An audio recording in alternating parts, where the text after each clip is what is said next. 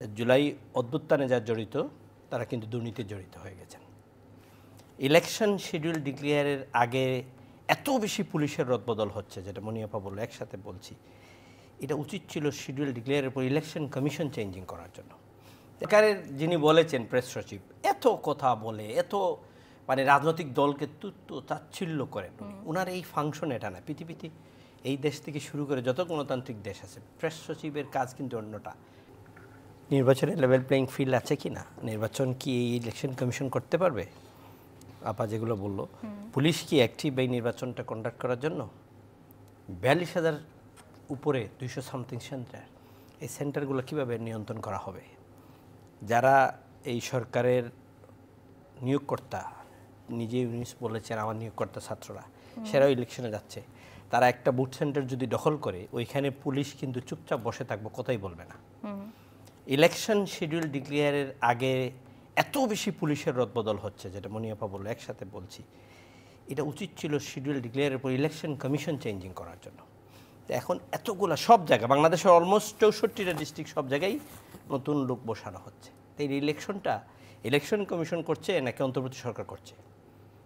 একটু আগে আসার আগে দেখলাম আপনার টিআইবির নির্বাহী পরিচালক বলেছেন জুলাই অভ্যুত্থানে যারা জড়িত তারা কিন্তু দুর্নীতিতে জড়িত হয়ে গেছেন। তার বক্তব্য কোন রেকর্ড এখানে নিয়ে আসছি আমি। এখন যদি এরা দুর্নীতিতে জড়িত হয়, প্রশাসনে জড়িত হয়, তাহলে আগামী ইলেকশনটা ফেয়ার হবে কিভাবে? লেভেল প্লেইং ফিল্ডটা হবে কিভাবে? এবং সরকারের মুখপাত্ররা বলছে জাতীয় পার্টি নির্বাচনে যেতে পারবে, আমাদের ইসি কিন্তু এই ব্যাপারে এখনো কিছু বলেনি। দেখেন, সরকারের যিনি বলেছেন প্রেস সচিব, এত কথা বলে, এত মানে রাজনৈতিক দলকে তুচ্ছ তাচ্ছিল্য করেন, ওনার এই ফাংশন এটা না। পৃথিবীতে এই দেশ থেকে শুরু করে যত গণতান্ত্রিক দেশ আছে, প্রেস সচিবের কাজ কিন্তু অন্যটা। উনি হলেন ইউনুস সাহেবের প্রেস সচিব। ইউনুসের কাজ কি, গভর্নমেন্টের কাজ কি, এটা দেওয়া। ওনাকে পলিটিক্যাল বক্তব্যের বাইরে এটা অ্যাডভাইজাররা দেবে, ওর ইউনুস সাহেবের অ্যাডভাইজাররা দেবে। উনি দোষর বলল, সব কিছু বলার পরে বলছে নির্বাচন করতে পারবে। ইলেকশন কমিশন কিছু বলে নাই, ইলেকশন কমিশন সংলাপে ডাকে নাই, ঐক্যমত কমিশনের নামে একটা কমিশনে সেখানে জাতীয় পার্টিকে ডাকা হয় নাই। এখন বলছে নির্বাচনে যাবে, হাত পা বেঁধে দিয়ে বলছে সাঁতার কাটো সমুদ্রেতে। জাতীয় পার্টি সেই নির্বাচনে গিয়ে কতটুকু ভালো করতে পারবে, কতটুকু লেভেল প্লেইং ফিল্ড পাবে, কতটুকু নিরপেক্ষতা থাকবে, এই ভোটারের নিশ্চয়তা কে দিবে ভোট দেওয়ার জন্য? নিশ্চিন্তভাবে অবশ্যই চিঠিতে অনেক চিঠি দেওয়া হয়েছে, ইসি এটাতে কোনো রিপ্লাই দিচ্ছে না, বলছে এটা বলতে পারবো না, বললে ঝামেলা আছে, বিকজ তারা প্রেসারে আছে। তো যে ইসি প্রেসারে থাকে সেই ইসি নির্বাচন করবে কিভাবে? সেইটা নীলুফার মনিত আপা বললেন, আমিও বলছি যে এই ইলেকশন কমিশনকে জোর করে প্রতীক নিয়ে গেল। তারা নিজেরা বলেছে যে আমাদের এই প্রতীক নাই, আমরা দিতে পারবো না, গেজেটে নাই। সেই প্রতীক গেজেটে ঢুকালো, সার্কুলার করলো, আবার ইউনুসের দলকে সেই প্রতীকের একটা প্রতীক দিয়ে, যদিও ছোটোটা দিছে, পুরোটা দেয় নাই, কলি দিয়ে দিছে, এরা নিয়ে গেছে। এখন এরা যদি ইলেকশনে বলে না ইলেকশন হয় নাই, এই ইলেকশন ফেয়ার হয় নাই, যদি না জিততে পারে না, ভোটাররা মানে যে আশা তারা করছে তা সেটা যদি না পায়, তাহলে তো তারা বলবে ইলেকশন মানি না।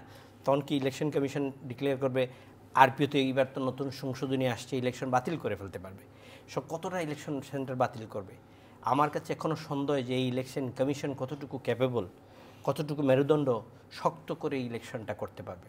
আপনি জানেন না, অনেকটা সেন্টার আছে যেটা নদী পাড়ি দিয়ে কিন্তু সেন্টারে যেতে হয়।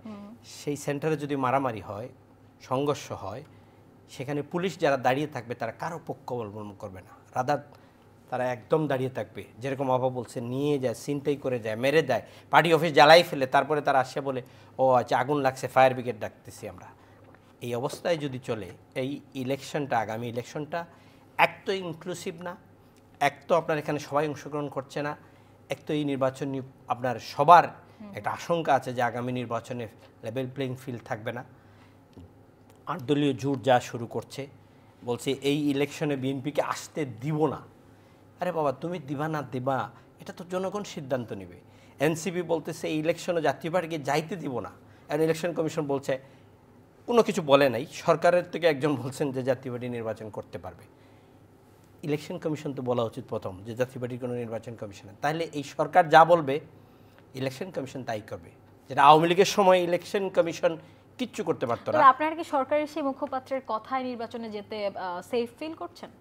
না, আমাদের তো আমরা বলছি যে আমরা নির্বাচন পরিবেশ দেখছি না এখনো পর্যন্ত। আপনি আমাকে দাওয়াতই দিলেন না, আপনি আমাকে সেই জায়গায় বসে আলাপ করার কিভাবে নির্বাচন হবে, কোন ফরম্যাটে হবে, কিভাবে করছেন সেটা আমাকে বলেনই নাই, কিন্তু আমাকে ঠিকই আপনি দাওয়াতে একটা কাজ একটা বলে দিয়ে বলছেন আসেন নির্বাচনে।